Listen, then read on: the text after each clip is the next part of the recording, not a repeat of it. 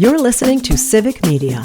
You can tune into any of our live shows on any radio station across the state with the Civic Media app. Find us in your phone's app store and listen anytime, anywhere. This is your WLAK Daily News Roundup for Lake Air, 107.5 FM and 1260 AM in Amory.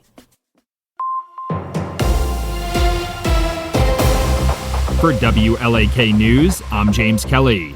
The Northwest Wisconsin Grazers Network and a handful of partner organizations are inviting residents to a pasture walk this week to learn more about innovative grazing practices. The pasture walk will begin at 10 a.m. on Saturday at Grazing Acre Farms in Chautauqua. Topics covered during the event will include information on livestock manure and soil health, as well as forage practices for the fall and winter. Following the pasture walk, attendees will also have a chance to network with other grazers and discuss additional ways to improve their own operations. Xcel Energy officials are warning Trego area residents that they will be testing the failure system at the Trego Dam on Monday. According to a press release, the roughly 90-second test will occur at around 11 a.m. on Monday in coordination with the Washburn County Emergency Management, the National Park Service, and local officials. Area residents may hear a distinctive siren as well as a voice message advising them that the alarm is only a test. An actual dam failure would feature a more direct message advising residents to seek higher ground as soon as possible. Attorney General Josh Kaul has announced Wisconsin will join another multi-state lawsuit against actions taken by the federal government. According to a press release, the lawsuit seeks to block new restrictions on federal funding meant to support victims of domestic violence and other crimes that were imposed by the U.S. Department of Justice. The coalition is challenging a restriction that would require crime victims to be screened for their immigration status before they could receive the legal services that may be available under the Victims of Crime Act. Republican state lawmakers have introduced legislation that would allow academic institutions to face legal consequences for free speech violations on campus. Among the potential consequences public universities could face are 2-year tuition freezes, legal damages, and a requirement to state their free speech violation on admission documents for the following 4 years. The universities would also be required to provide annual instruction on the First Amendment and conduct surveys on academic freedom and political biases every 2 years. The Wisconsin Department of Natural Resources says it has issued air quality violation notices to a Superior oil refinery. The Superior Refining Company, purchased by Cenovus Energy in 2021, has allegedly received 27 violations over the last 2 years, including failing to limit emissions of sulfur dioxide and greenhouse gases. Company officials say the violations stem from short-term issues related to a rebuilding project following a 2018 explosion at the facility. The EPA also issued a high-priority violation for the site. With the contested case hearing for Enbridge Energy's Line 5 pipeline relocation project set to wrap up this week, DNR officials say the company exceeded environmental standards for the issued permits. Tribal officials and conservation activists challenged those permits, arguing the relocation still puts area wetlands at risk in case of an oil spill. Earlier this week, DNR staff argued the company had met or exceeded all of the best management practices associated with the plan, including over 200 permit conditions issued by the agency.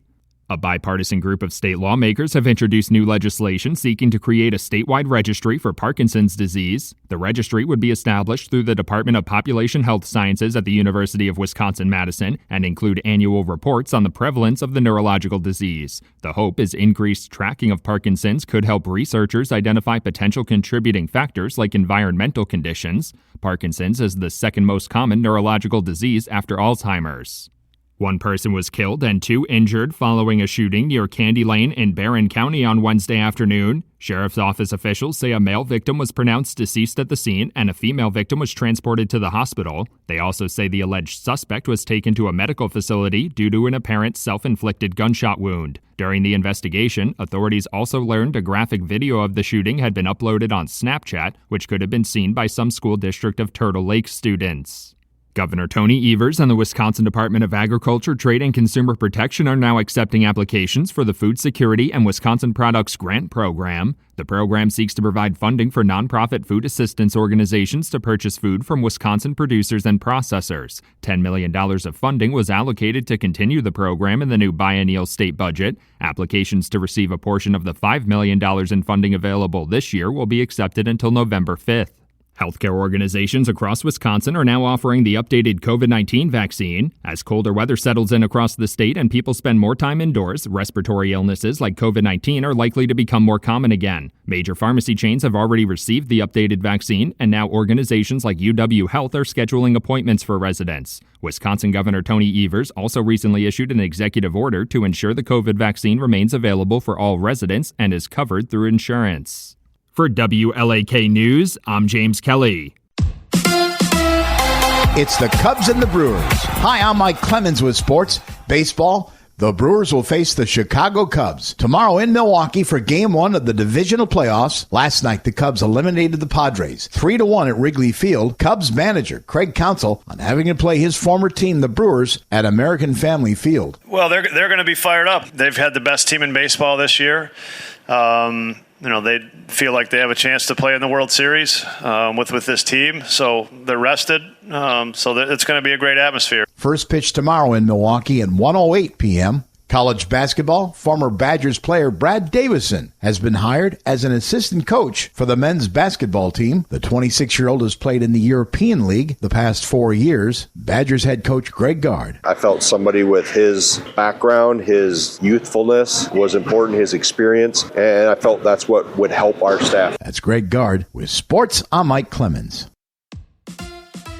On your entertainment beat, I'm Pete Schwaba. Thinking about heading to the theater this weekend? There is a nice variety of films headed to your local screen. What would Halloween season be without a ghost in the theaters? The ghost is Casper and compliments of a re-release from 1995 to commemorate the 30th anniversary of the mediocre film, which drew barely 50% fresh reviews according to Rotten Tomatoes. Dwayne Johnson stars as UFC fighter Mark Kerr in The Smashing Machine, a historical drama that's pulling a 76% on Rotten Tomatoes. Bone Lake is a horror thriller that finds two couples spending a weekend sharing a lakeside home. The film is crushing with critics and currently pulling a 94% on the tomato meter. Good Boy follows canine hero Indy in this rated PG thriller that is also a critic's darling at 91%. It's hard to go wrong with a canine hero. Let's go to the movies. The great part is you just won $1 million on Wheel of Fortune, making yourself the biggest winner ever. The tough part? You filmed the episode in May and had to keep it a secret from your boyfriend and family for 4 months. 34-year-old Christina Daravianic of Connecticut had just started dating the boyfriend and managed to keep everything on the QT. She held a watch party in Stamford and her boyfriend found out while watching in Boston. Daravianic also says, like most people who win a lot of money, she is not quitting her job, at least not until the boss refuses her raise. If you're looking for a film to watch at home this weekend, check out Caught Stealing. The Darren Aronofsky-directed film is a good caper about an ex-baseball player who gets mixed up with gangsters thanks to his goofy neighbor. The film stars Zoe Kravitz and Austin Butler, and it's definitely worth a look. Caught Stealing is now available to stream at home on video on demand. Tilly Norwood is an AI performer who has her own Instagram account and whose creator says she will be signed by a talent agency soon. 2 big talent agencies in LA have already said they will not sign AI performers. Now Screen Actors Guild President Sean Astin, known for his role in The Goonies and Rudy, says human actors have all the leverage because that is who audiences want to see. Astin says he will do everything he can to protect SAG actors. Leonardo DiCaprio is mourning the death of his friend, conservationist Jane Goodall, who passed away earlier this week at the age of 91.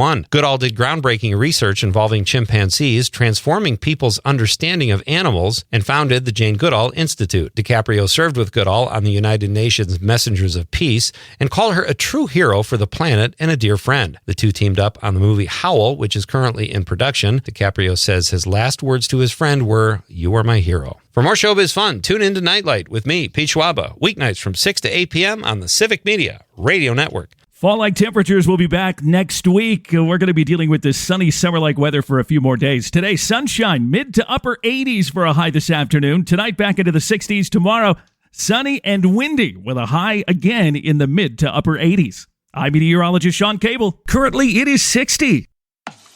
That's your WLAK Daily News Roundup from Civic Media.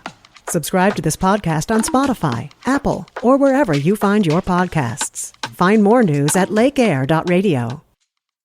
The national news cycle never stops, but it can be hard to find news about your local community. Civic Media is dedicated to providing quality local and state news coverage across Wisconsin. With the Civic Media app, you can get notifications about local stories that matter to you and your community. Find the free Civic Media app in your phone's app store and choose notifications from the menu to tell us what kind of news you want to hear about.